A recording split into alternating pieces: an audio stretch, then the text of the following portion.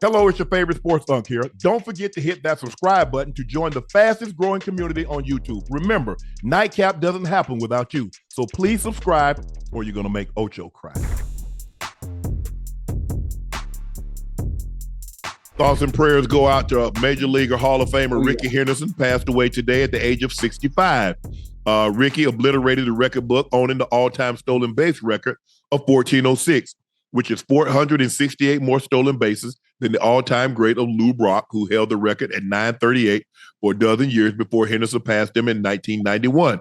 Henderson also holds the record for the most stolen bases in a single season of 130 in 1982, the most time leading the league in steals with 12, and the most consecutive years of leading the league in steals with 7.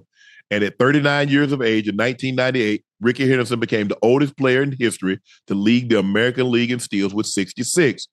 He's the greatest leadoff hitter in the history of the game. Nobody could get on base and impact the game like Rickey Henderson. The stories that people tell about Rickey, so my thoughts and prayers go out to him, his family, and all the loved ones and all those that are impacted by this loss. I got an opportunity to see him play. He played a lot of teams. I remember him with the A's, remember him with the Yankees, but he was a phenomenal player, tremendous speed on the base pad. But back then, that's when people actually stole bases. You had Willie McGee, you had all those guys, Tim Rock Raines, guys that could really, really run on the base pads. And that was a big thing. Get on base, steal second, potentially steal third, and then a sacrifice fly gets you to home plate. But now everybody's just swinging for the fences, get the ball over. But rest in peace, Rickey, man. You're going to be missed. Unbelievable talent. Obviously a Hall of Famer, but he is the greatest leadoff hitter, and it's not close. So y'all go ahead and debate with somebody else that actually care, because I don't. But Rickey Henderson is the greatest player. And that 1,400 steals, that ain't going to ever be broken. That's never going to be broken, because they don't even steal. They don't even run like that.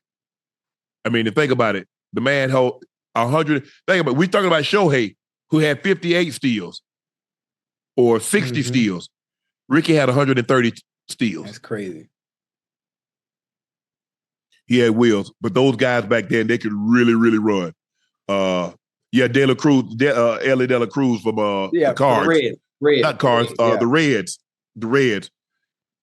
He's huge in stealing bases like that, but he got some wheels. But Rickey was unbelievable. All right, Ocho, now it's time for Q and Ayeee. Q and Ayeee. Q and Ayeee.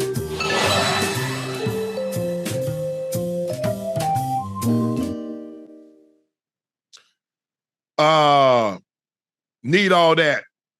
Said prayers to Tank Dell. Second year in a row, he got took out by a teammate after getting shot this offseason. Yeah, that's tough. That was a tough one, man.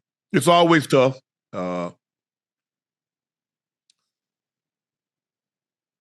To obviously injury this late in the season, Ocho, you got a chance for the play. You go into the playoffs. Makes it even worse too, huh?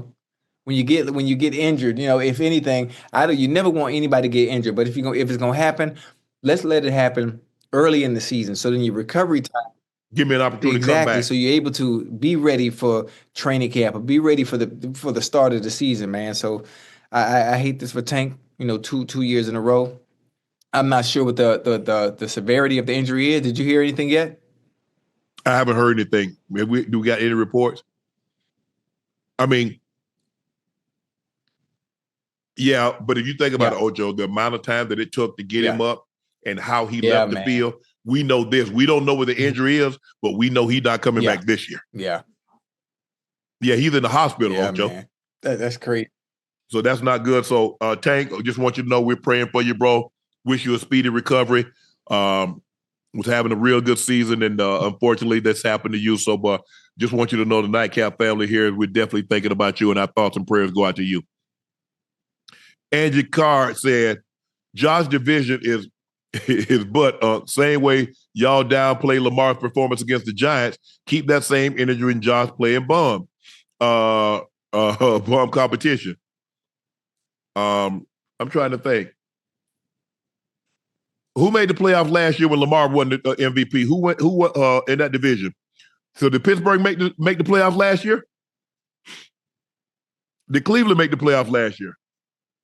Did Cincinnati make the playoffs last year? Angie, I'm just asking. I mean, you feel free to jump back in the chat and let me know in that division who made the playoffs last year. Because I'm interested to see. I just you do realize that they don't, they play other teams too. I mean, it does. I mean, look. Yes, I saw and I know Baltimore beat Buffalo, but what do I do when you lose to the Raiders? What am I supposed to do with that, Ocho? That team got 2 wins, and one of them came against y'all. Yeah. I'm just looking at it objectively. Lamar had 25 touchdowns and 5 picks. You said it's not about stats, it's about wins. Now, when your guy has the stats, you say it's about stats. It's not about wins. I'm confused. The goalposts always move depending on who's at the topic of the discussion, But it's a hard argument too, because who we talk about 2 of the best at the positions right now this season. Well, we know it's a 2-horse race, Ocho. I believe Josh might have a slight lead. Okay, this is Josh. This is Lamar. He might have a slight lead. Now we only got a couple of lanes to go now. It ain't like we starting at the starting line. We got to let them out the gate, Ocho. They're right there. We're down the home stretch. And as the guy would say, and down the stretch they come. So it's really that simple. Look, Lamar is going to have an unbelievable season. But if we just going to take it on stats, so what are we going to do about Joe Burrow? Ooh. Come on now. If we just base it on stats, what are we going to do about Joe? In that case, then they're going to bring up the record. The team, in its totality is not winning. You can't do that. See, I told you, the goalposts move. The goalposts will move depending on who it is said topic. Because if we basing everything off stats and numbers, well, hell, Joe Burrow is running away with the goddamn MVP. What's the bet with the Bengals? What 4-9, 4-8? I mean, no? They won 5 games. No, they won. They 5 or 6. 5 and I think they got 6 wins. Because if they went out and the Broncos lose out, they would make the playoffs. I can tell you this right now. I can tell you this right now. We're winning out. That's gonna happen. We're gonna win out. And when we make the playoffs, we're going to be a team that nobody wants to see. I don't know with that defense. I think if I'm an offense, I want to see that defense. Because all I got to do is, if I get one stop, I feel very comfortable against that defense. Especially if I get the ball into the red zone. I feel real good. I like how you feel. I like how you feel. I understand. I'm just basing it on what's happened this year. Now, I will concede this. They have played better. Yes, they have. But now, Joe didn't play particularly well last week. The defense played outstanding. They should have had 2 stupid scores. Because remember, the guy fumbled the ball as he's crossing the goal line. They got another pick 6. They picked him off 4 times. They picked up 2 fumbles. And see, that's the scary part. That's the scary part about the game of football. You can play bad all season long, and all of a sudden you get to a playoffs, and it's one game. You get hot at the right time, and that's what the defense has done. Maybe, I'm just saying, maybe they're getting hot at the right time. Now mess around now. I done told you.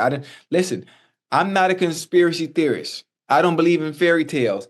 But if that goddamn Joe Burrow and Jamar Chase and the rest of that team happen to get their ass into the playoffs and shock the world when they end up, I tell you, with the greatest story of all time, Joe Burrow back in New Orleans for Super Bowl. That would be a great story. I don't think it'll happen. I know. It sounds good. You just want to go there so you can go to the game. Oh, I don't never go to the game no matter what, unless I have. Oh, you going to if the Bengals in there, you go. The Bengals played the Rams. I didn't go to that game. I went home. Well, you already knew what was gonna happen. Nah.